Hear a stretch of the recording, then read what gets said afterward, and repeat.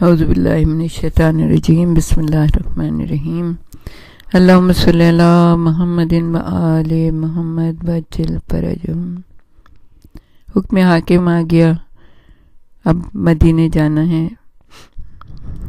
سوال کیا کتنی اماریاں چاہیے؟ سید سجاد نے کہا پھوپھی اماں سے پوچھ کر جواب دوں گا۔ پھوپھی اماں کتنی اماریاں چاہیے؟ زینب نے دائیں دیکھا بائیں دیکھا، کہا سید سجاد بس 3 اماریاں کافی ہوگی۔ کہاں گیا قافلہ جو بے شمار اونٹوں پر سوار ہو کر، بے شمار گھوڑوں پر سوار ہو کر آیا تھا، آج کوئی بھی نہیں تھا۔ زینب بنت علی باہر نکلی، پورے چادر میں ملبوس، ان کے پیچھے اور بیویاں، لیکن جب اماریوں کو دیکھا، روایتیں کہتی ہیں زرنگار پردے تھے، سجی ہوئی اماریاں تھیں۔ زینب بنت علی نے کہا سید سجاد ان سے کہہ دو ان اماریوں کو اتار کر کالی اماریاں، کالے پردے، ارے ہم کسی کا بیاہ رچانے نہیں جا رہے،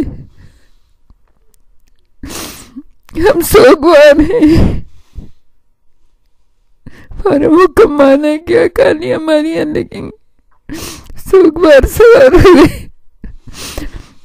بار مڑ کے قید خانے کو دیکھتے تھے کہ سکینہ سے رخصت ہو لیں۔ قید خانے میں گئے، دروازہ کھلا، ایک عجیب منظر تھا۔ سکینہ اٹھو، تمہیں قید سے رہائی کی بڑی امید تھی، بی بی چلو مدینے بابا سے ملنے نہ چلو گی؟ بی بی اپنا سر پٹک رہی تھی۔ بڑی مشکل سے سب نے سید سجاد کو بلایا، سید سجاد آئے، سب کو سوار ہونے کے لیے کہا، امام وقت ہے، اب ان کی اطاعت لازم ہے۔ سب بیویاں اور چند بیویاں چند بچے سوار ہونے کے لیے آگے بڑھے۔ جب روانگی کا وقت آیا، سید سجاد نے ایک کو دیکھنا شروع کیا، کوئی رہ تو نہیں گیا۔ زینب نے کہا میرے باپ نظر نہیں آ رہی، جلدی سے اتری، قید خانے میں گئی، دیکھا میرا باپ۔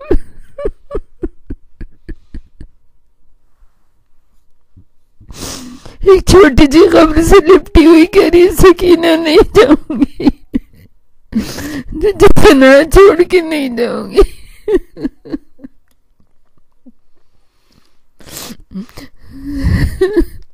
اب کیا کرے زینب بنت علی؟ ہاتھ پکڑا، بی بی چلو۔ کیسی حسرت بھری نظروں سے، حسرت بھری نظر سے زینب کی طرف دیکھا، کس کے لیے جاؤں؟ وارث میدانی کربلا میں علی اصغر کے ساتھ سو رہے ہیں، سکینہ یہاں ہے، بی بی اب میں کس کے لیے جاؤں؟